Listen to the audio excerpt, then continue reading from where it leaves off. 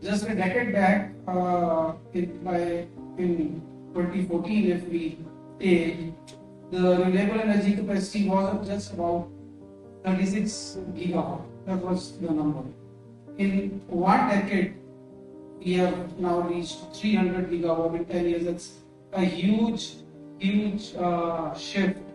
And I think this is one industry where India can very proudly claim to be the world leader, and also the result has been because of an active participation of the private sector. This industry, the success is because of people like you who are present in this room, all the private sector players who have made this possible, that in just 10 years the capacity has increased more than 9 times. Now we are, after China and United States, India is now third in renewable energy installed capacity. And many of the landmark initiatives in this sector has been taken by MNRE, and a large credit of this growth must go to Ministry of New and Renewable Energy. In fact, just last year, which was the best year for India's renewable energy, in 1 year we added 56 gigawatt of non-fossil fuel capacity in 1 year, whereas in 2014, till after so many years, it was just 36 gigawatt. So that's a very commendable achievement. And many new initiatives by MNRE like PM Surya or PM Kusum, and I speak about RRECL. MNRE has been supporting us in development of solar parks. All of these initiatives has brought country at the place where it is now. And now you are all aware the landscape is changing. From plain solar or plain wind, now the question is coming of solar plus wind plus storage.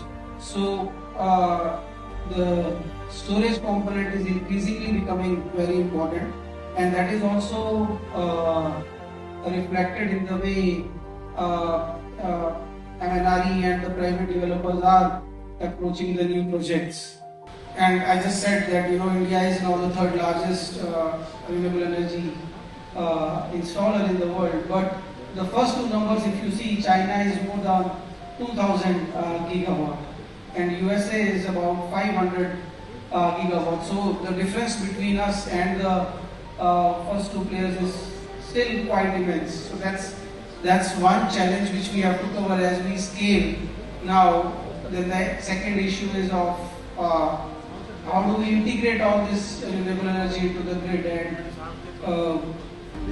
many of you are facing the problem of curtailment. So how do we ensure that if we produce renewable energy, we are also able to consume it in the time frame in which it is generated, and storage is one of the answers. And third, and less talked about dimension, is the waste which is going to come after all these solar or wind projects come towards their life cycle, or now with the battery storage projects. So how do we ensure that all these projects which are being developed, they are actually don't end up harming the environment rather than helping it. So to sum up, I think the Renewable Energy Summit, Bharat Renewable Energy Summit, I am very sure we will able to answer some of these challenges and some of these questions which are still unanswered in our journey towards higher renewable energy. Some things are very clear, that the direction from just standalone energy generation is towards hybrid, and it's towards storage. So how do we make sure that this is done in a financially sustainable manner? Second thing, our traditional focus on renewable energy has been on 4 pillars: solar, wind, hydro and biomass. Now increasingly a fifth pillar is also important, which is digitization. Use of AI, use of making our grid modern so that the renewable energy which is generated actually gets absorbed, and there the importance of having state-of-the-art load dispatch centers, having better demand and generation forecasting is also becoming more and more important. The third thing is that on the demand side, historically all this demand has been generated by the state distribution utilities. But again, as many of the developers you are seeing, that demand is now stagnating. So the next phase of growth is going to come from the C&I segment.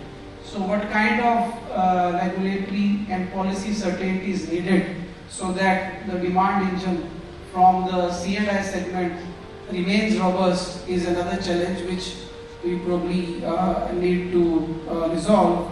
And finally, as I mentioned, the challenge of recycling of all this solar and wind and battery, which is not just a challenge, it is also an opportunity of investment. So we can actually draw investment in this sector and create opportunities in circular economy. That's another place where I think a lot of capital can be mobilized. So, just to end, I think this time this event is very unique in the sense that there are 3 global platforms I think coming together. One of course is the summit, and then we also have International Solar Alliance 9th Assembly, and also there is an international conference on green hydrogen. So this fact itself tells you that how the sector is evolving. It is moving from the regional boundaries to now national and international boundaries, and it is not just about generation, it is also about industrial decarbonization through green hydrogen. And I would say that this roadshow therefore is not a celebration, it is an invitation for all of you to participate in India's renewable energy story, and making sure that the success which we have achieved so far, we not become complacent and we actually leverage the success which we had so far into the next phase of growth. Thank you.